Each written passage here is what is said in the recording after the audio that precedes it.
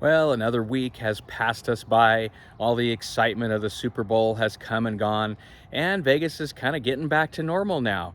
And this is my favorite time of year.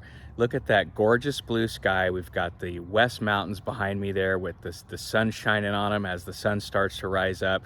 This is an amazing time of year in Vegas. I love to be outside, and this is it. I mean, we get this period of time where the weather is just fantastic before it gets really hot.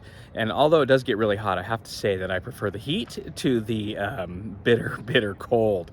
So let's talk a little bit about real estate this week. You know, I kind of talk about everything else, but we've got an interesting situation with the real estate market I'd kind of like to talk about for just a minute. You know, we're at a point right now, we're in mid-February of 2024, and we're kind of sitting at a point where the market is a little bit predictable for the next 6 months at least. And what I mean by that is, you know, barring any, natural disasters or political things or, things that can happen that we're completely unaware of. But barring any of those, where we're sitting right now, you know, interest rates are kind of stuck. So we know where they are. They're sitting around 7% for a 30-year conventional loan, a little bit higher right now, actually, like 7.1 or 7.12, I think, yesterday.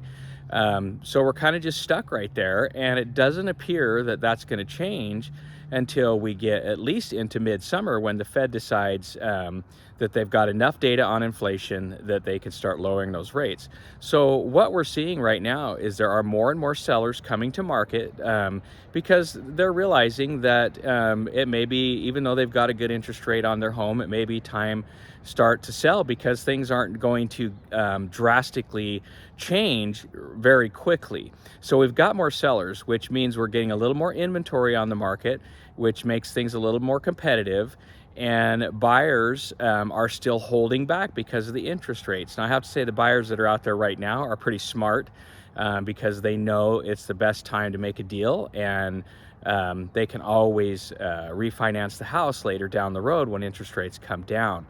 But what I mean by predictability is almost for sure, almost for certain that when those rates start to come down, with, you know, home prices are already still increasing right now.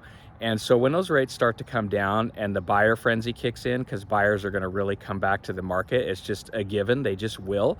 Those home rate values are going to increase again at the same time and run right along with that pace of demand. More demand brings less supply, which raises those prices up. And we'll see if the supply can keep up with the demand. Like I said, we have more and more coming, but how many people will ultimately list their home? Unknown. So, yeah, that's what I wanted to just cover a little bit, because it's rare that we're in a circumstance where we can kind of say that we can really accurately predict what's going to happen. But that's my call anyway. So, if you ever want to discuss the market and you're in a situation where you want to buy and sell, let's chat. Let's chat about it. Let's talk about your area and see what you may want to do. But other than that, follow along. We always give a little brief market report on number of listings out there, interest rates, etc. And we're always happy to expand on that. So have a good week, everybody, and we'll talk soon. Cheers.